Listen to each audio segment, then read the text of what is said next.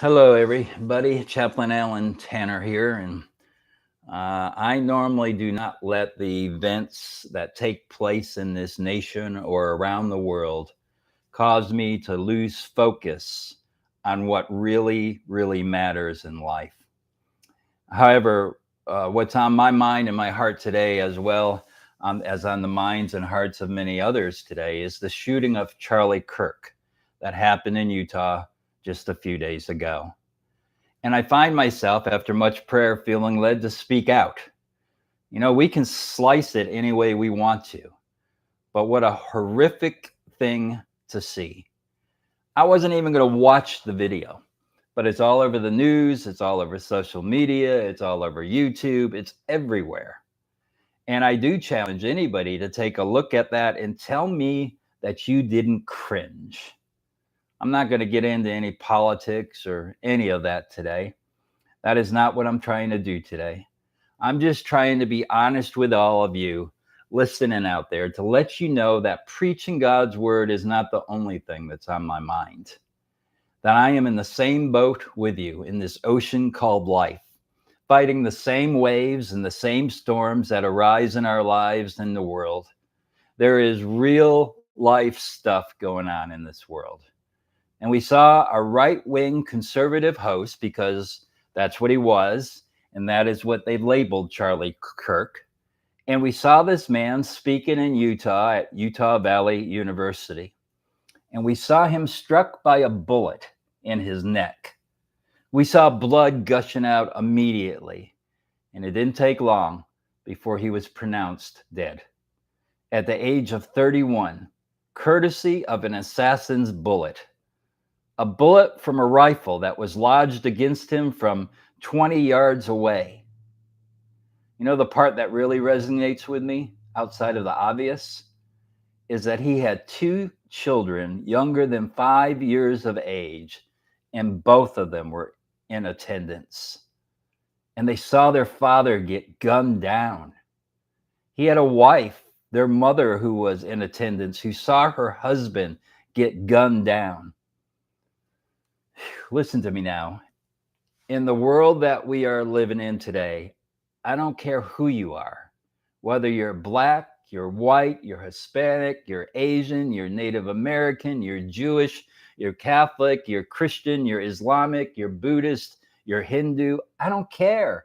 At some point in time, what we each need to realize is the most important thing that we need to be reminded of, the appreciation that we all should embrace, is how love will bring us together.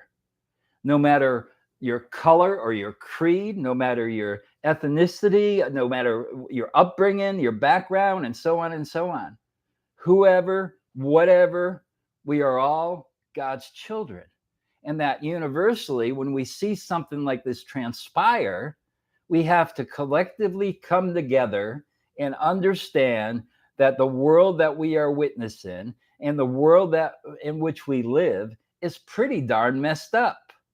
And there's a lot more love and there's a lot more brotherhood and sisterhood and humanity that goes on in this world that doesn't. Yet the few that are evil among us, which can seem like very many at times, are the ones that screech and make the most noise. And the sad thing is, it's affecting us in a way where we're going to be scared to walk out on the streets. You're going to get scared to show love and affection, or even to say hello to your fellow man or woman, your neighbor. But there's a common denominator. There's a common love and affection that exists. Listen, everybody wants to be loved. There is not one person that exists on this planet today that doesn't want to be loved. And this love, true love, that's instilled to us by our Creator, reminds us that we can truly get along. And that the evil and the viciousness that exists in the world, it's not the many, it's the few. But it also needs to remind us that we have to come together and speak up and speak out against those evil people, against those with evil tendencies, against those who are insidious and who are looking to do anything they can to harm us and the fabric of our society. I know as well as you do what problems exist in our country, but I also know that there are far more good people than there are bad people in this country.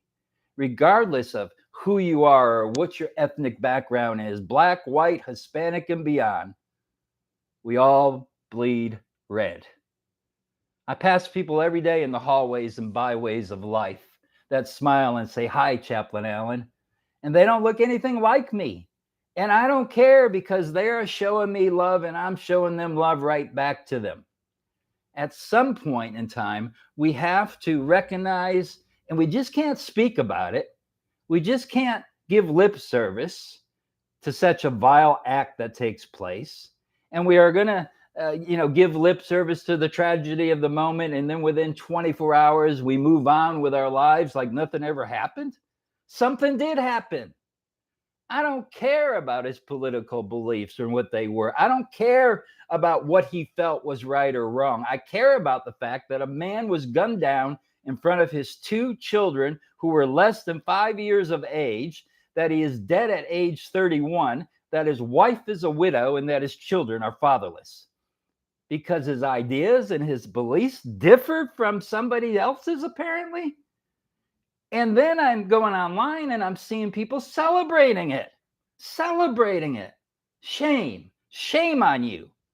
Listen to me. Make no mistake about it. When I say that I am a spiritual and conscientious influencer and an observer as a chaplain and a minister, that I am an American citizen, that I am just somebody who cares, and I am somebody who believes and tries to promote the importance of having a core decency attached to every one of us as human beings. I mean it.